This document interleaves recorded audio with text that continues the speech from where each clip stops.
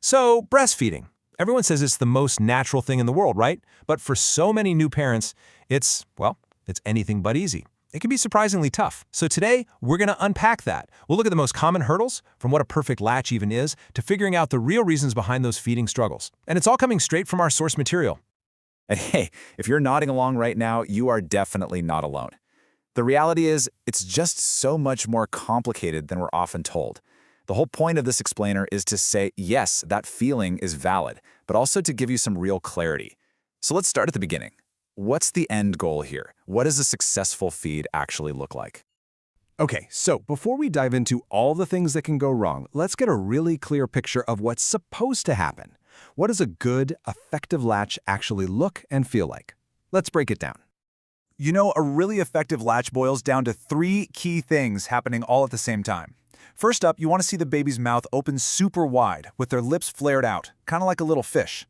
Then, their tongue needs to be extended out, covering their lower gum. That creates this nice cushion.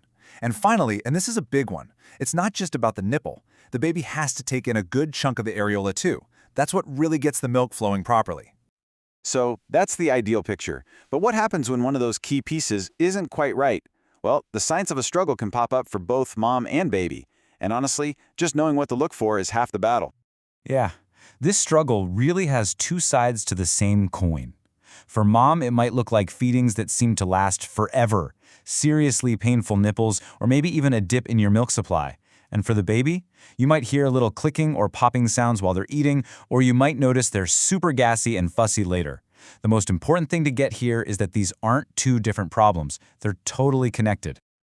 So where do these problems often come from? A lot of the time, the root cause is actually in the infant's oral anatomy. There are a couple of really common issues that can make latching a nightmare, but the good news is they're often correctable. Okay, first up is something you might have heard of, a tongue tie. So what is it? Basically, there's this little piece of tissue under the tongue called a frenulum, and sometimes it's just too tight. It pins the tongue to the floor of the mouth, and that restriction makes it impossible for the baby to stick their tongue out over the gum line, which, remember, is one of those key steps for a good latch. And here's the thing. It can be really sneaky. There's a version called a posterior tongue tie, and it's hidden under the lining of the mouth, so it's much harder to see in a quick checkup. It can cause all the exact same issues, but it often gets missed simply because it's not as obvious to the naked eye. So here's why this is such a big deal. When that tongue can't move freely, the baby has to compensate. And what do? They start using their gums to clamp down or even chew on the nipple. Not only is this incredibly painful for mom, but it completely messes up the whole process.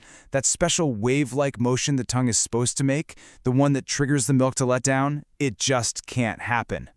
And right along with that, you've got a similar issue called an upper lip tie. It's the same idea, but this time it's the tissue connecting the upper lip to the gum that's too tight. This stops the lip from flaring out like it's supposed to. And without that fish lip flare, the baby just can't get a good seal. You lose suction, and you end up with a shallow, ineffective latch. Okay, so the baby's anatomy is a huge piece of this puzzle, for sure. But it's not the only piece. A mother's own physical and emotional state plays a massive role in how this whole breastfeeding journey goes.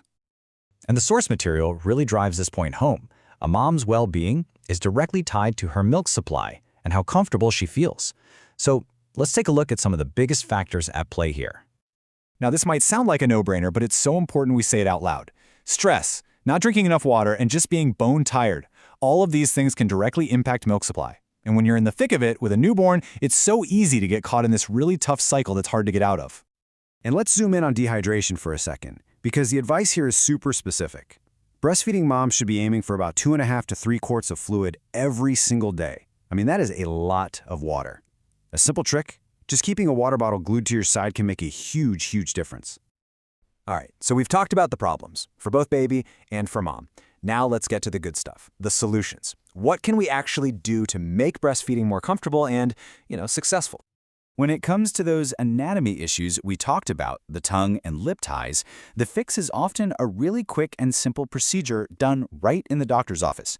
It's called a frenectomy.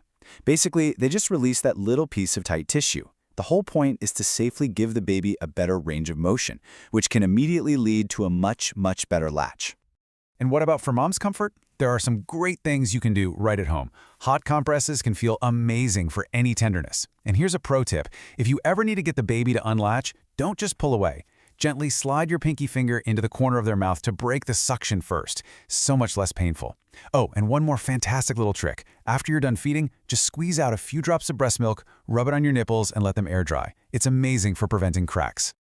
Wow, okay, we've covered a ton of ground here, right? From what that perfect latch looks like to the real-life struggles so many people face. But if there's one thing you take away from all this, I hope it's this. If you are struggling, you are so not alone, and there are solutions. I really hope this has given you a little more clarity about what might be going on and maybe the confidence to find the right support for you and your baby. So, that leaves just one question. What's the next step on your feeding journey?